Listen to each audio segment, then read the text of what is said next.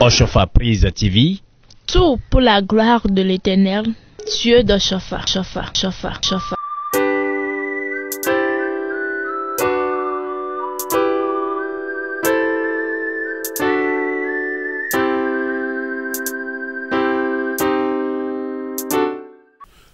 Comment manifester du respect à l'autre?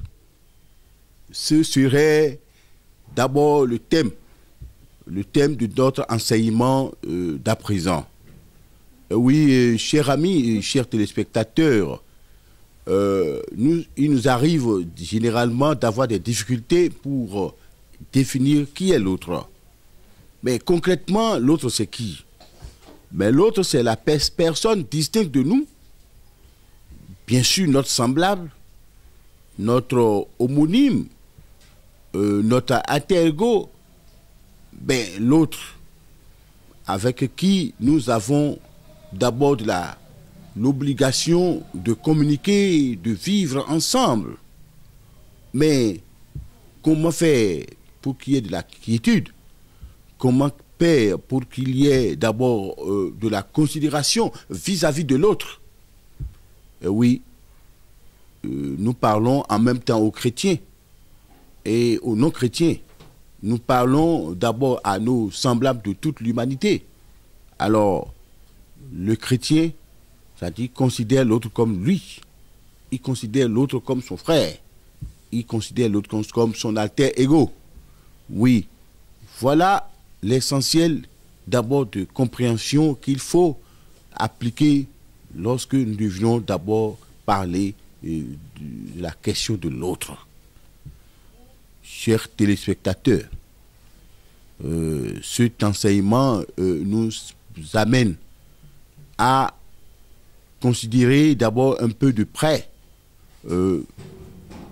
la question de l'hégémonie qu'avait connue l'empire d'Assyrie, les rois d'Assyrie, pendant pratiquement 11 siècles de leur histoire, 11 siècles d'hégémonie, 11 siècles de grandeur, mais finalement terminé par d'abord l'opprobre et la chute à cause de l'humiliation cumulée que Assyrie avait dirigée contre les autres peuples. Et oui, il était question de comprendre que la désobéissance continue à la loi de Dieu, les dérives concernant le non-respect de la loi de Dieu, les dérives concernant l'ignorance vis-à-vis des promesses qui ont été faites à Dieu par d'abord les dirigeants d'Assyrie. Et oui, c'était un pan d'histoire qui courait depuis le 7e siècle jusqu'au 18e siècle avant Jésus-Christ. C'était là l'apogée de l'empire d'Assyrie qui finit par succomber parce qu'il ne respectait en rien de ses promesses vis-à-vis de Dieu et des hommes. Et puis il bafouait, cet empire bafouait également la loi de Dieu. Et oui, notre test d'enseignement à partir de ces événements s'apparentait à Ésaïe 33, des versets 1 jusqu'à 8. Évidemment, déjà, Ésaïe, 900 ans avant Jésus-Christ, faisait déjà des prédictions sur la chute totale et prochaine future d'abord de cet empire d'Assyrie. Alléluia. Et ouais, nous devons aller toujours dans cet enseignement sur un second plan. D'abord, dans l'évangile selon Saint Luc, au chapitre 20, des versets 9 jusqu'à 15, en nous apparentant à la parabole de la vigne et des vignerons. Qu'est-ce que tout ceci peut signifier? Eh oui, d'abord, les relations humaines, selon d'abord le Christ, doivent finir par apparaître à partir de cette parabole-là. C'est-à-dire, il faut mettre dans cette parabole-là, Jésus-Christ a précisé chacun à sa place. Dans le plan d'abord du salut de l'éternité, c'est-à-dire dans le plan du salut de Dieu. Et oui, l'enseignement nous recommande, et cette fois-ci, de définir qu'est-ce que la vigne du Seigneur, c'est-à-dire qui est le vigneron, qui sont les serviteurs. Oui, dans cette parabole, d'abord, le grand vigneron qui est bien sûr Dieu, avait établi une vigne. Cette vigne, c'est Israël, naturellement. C'est-à-dire un peuple élu. Un peuple élu, d'où sortira son fils. C'est-à-dire le fils d'abord de la promesse. Le fils qui sortira du tronc d'Isaïe. Ce fils-là, fils de David. C'est-à-dire ce fils sortira, mais ce fils-là, les serviteurs, les vignerons, les serviteurs, et vont s'associer pour le tuer. Le fils est Jésus-Christ, le roi des rois, le fils de Jésus-Christ de Nazareth. Les chefs religieux, c'est-à-dire vis-à-vis d'abord de l'un comme de l'autre, se sont toujours mal comportés des jours d'Israël.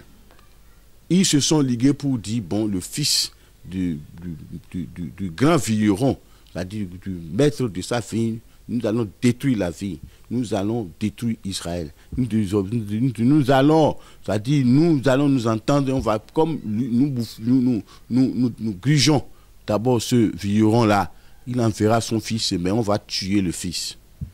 Alors, ils ont comploté pour tuer le fils. Alors que dans ce meurtre du Christ, d'abord le salut qui n'était pas destiné seulement que pour Israël, ira pour l'humanité entière. Et ils n'auront rien compris parce qu'ils ne vont pas perdre le salut, mais ils vont pouvoir conduire le salut qu'ils vont penser garder, c'est-à-dire en chasse propre pour eux, à tous les autres peuples de la terre. Jésus-Christ, à partir d'abord de cette parole, nous démontre que le non-respect d'abord de l'autre était des coutumes d'abord des hommes, et que ce non-respect de l'autre, pas su appliqué sur Israël, fera que l'humanité entière sera quand même sauvée. Alléluia. Oui, l'autre, c'est la personne distincte de moi. Le respect que je devrais tenir vis-à-vis d'abord des considérations réciproques ne devrait jamais manquer. Et c'est en cela que nous avons de la grandeur. L'autre c'est dans notre voisin. L'autre c'est notre co-religionnaire. L'autre c'est d'abord l'adepte de l'autre religion. L'autre d'abord c'est le résident de l'autre coutume, de l'autre contrée. L'autre c'est le ressortissant de l'autre race. Alors, si chacun devrait se complaire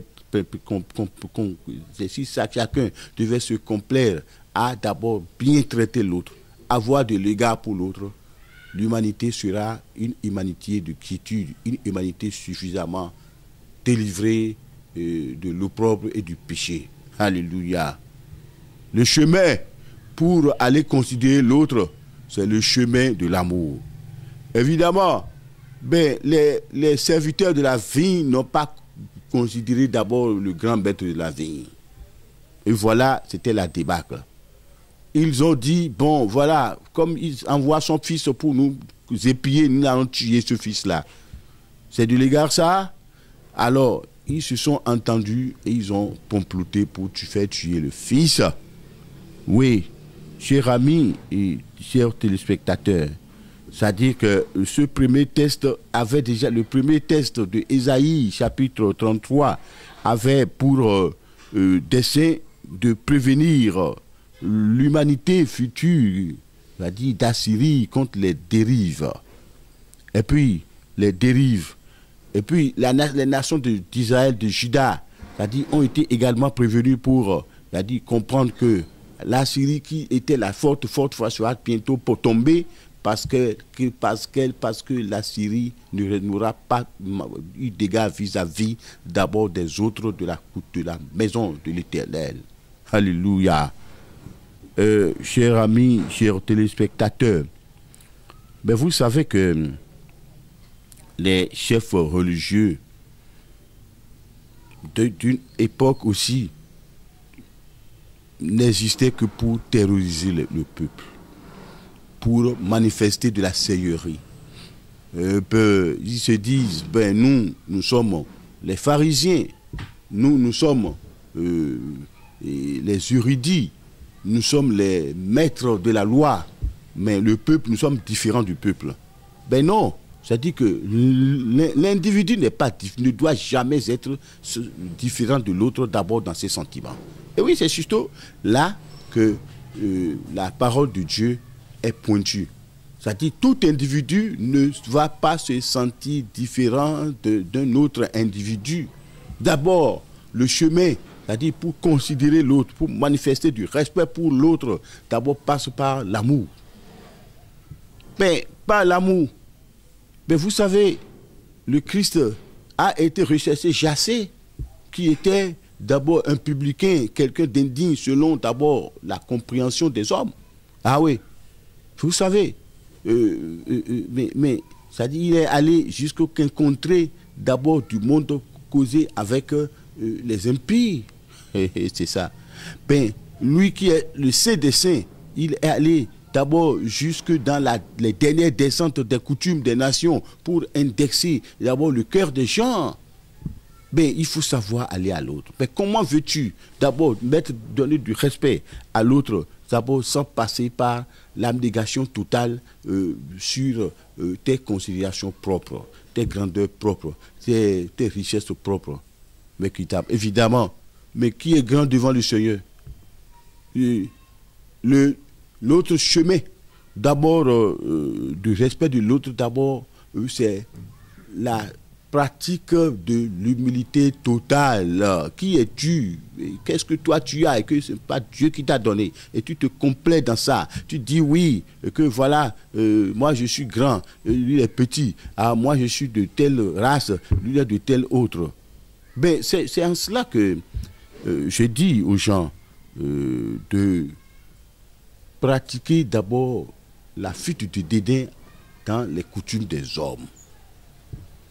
Les hommes ont toujours tendance à dédaigner d'abord l'autre. L'autre est considéré comme l'étranger. Or, vous savez, les hommes de la terre entière sont d'une seule et unique race, en fait. C'est là où les gens n'ont pas souvent compris. Ils n'ont pas souvent compris dans la mesure où, mais vous savez, Adam était la seule espèce humaine d'abord créée avant Ève. D'Ève, Adam a fait procréer d'abord tous les autres enfants de la terre. Et de ces enfants, nous faisons partie, nous tous, nous faisons partie. Mais comment voulez-vous, mes chers amis, mes chers téléspectateurs, croire que puisque l'autre est de l'autre race, là, ne va pas l'aimer. Ah, ne va pas dans cette race-là, hein, ils sont mauvais. Mais c'est toi qui es bon, mon frère. Mais toi, tu dis que tu es bon. Alors que de l'autre race aussi, on dit que tu es mauvais. Et que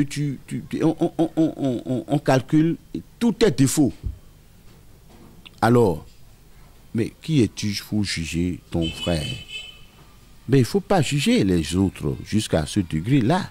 C'est parce que, écoutez, les Juifs, à un moment donné, ont entrepris d'abord de juger les non-juifs, du peuple païen qu'on trouve du paganisme.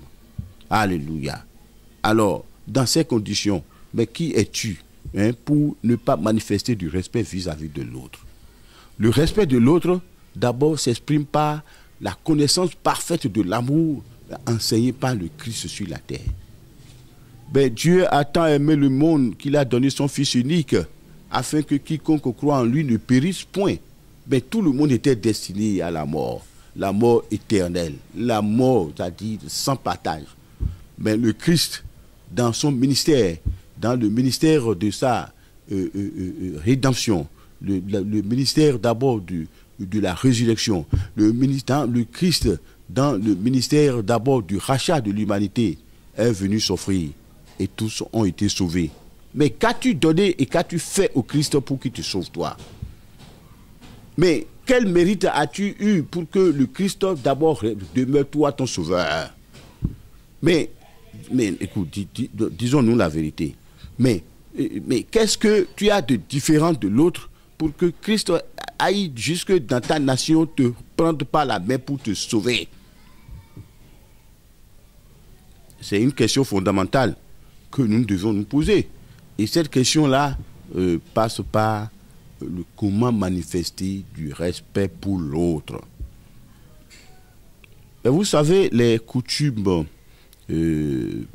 européennes ont tendance à minimiser les coutumes d'abord des peuples noirs, par exemple.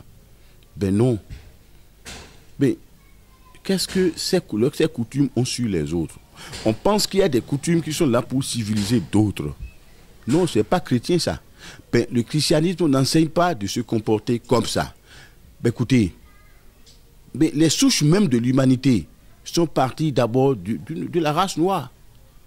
Les Européens n'avaient pas connu d'hégémonie, de grandeur. D'abord, c'était les Noirs qui avaient eu la civilisation avant.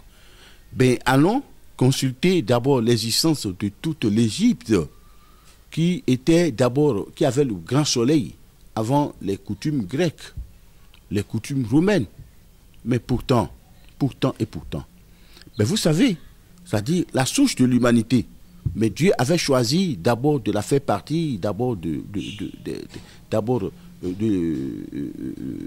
des régions centrales de l'Afrique.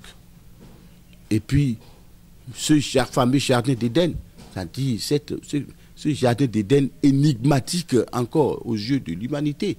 Ben, ce jardin d'Éden, bon, c'était déjà parti de l'Afrique. Et à partir de là, Dieu, dans le plus grand amour, décida d'abord de créer Adam. Et puis, Adam ne devait pas toujours rester seul. Il faudrait toujours le seconder, le compléter. Ève était sortie. Et puis, écoutez, tous les descendants d'Adam sont partis de là.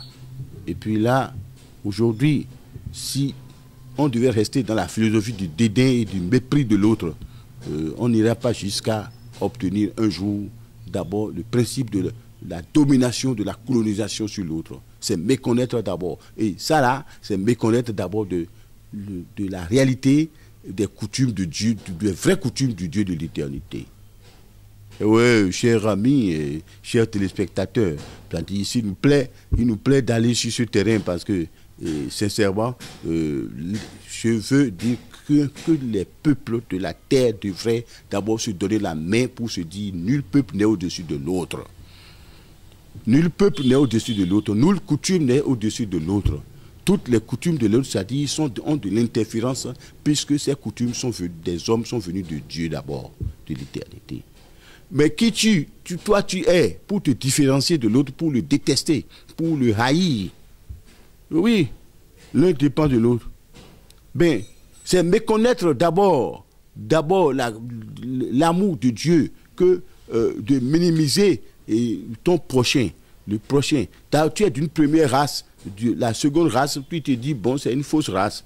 Tu détestes les autres. Vous pensez que tu seras béni. Mais tout va, c'est-à-dire, écoutez, il y a eu l'histoire d'Assyrie nous démontre quelque chose. Un peuple peut dégringoler un jour, même s'il a la puissance, et tomber tout à fait, mais lorsqu'il ne pratique pas de l'amour. Une nation peut tomber définitivement. Mais vous savez, si vous prenez Isaïe chapitre 5, des versets 1 à 7, c'est-à-dire vous prenez Jean, et chapitre 3, verset 16, ça dit Dieu a tant tellement aimé le monde. Mais vous savez pas, Dieu a trop aimé le monde. Dieu n'a pas aimé un peuple au détriment d'un autre. Dieu n'a pas aimé une famille au détriment d'un autre. Dieu n'a pas, c'est-à-dire, aimé un individu au détriment de l'autre individu. Il est le Dieu, le Christ est le Christ de toutes les nations. C'est-à-dire, il n'y a pas de discrimination possible. Et si on va dans Jean 11, versets 47 à 48, c'est toujours clair.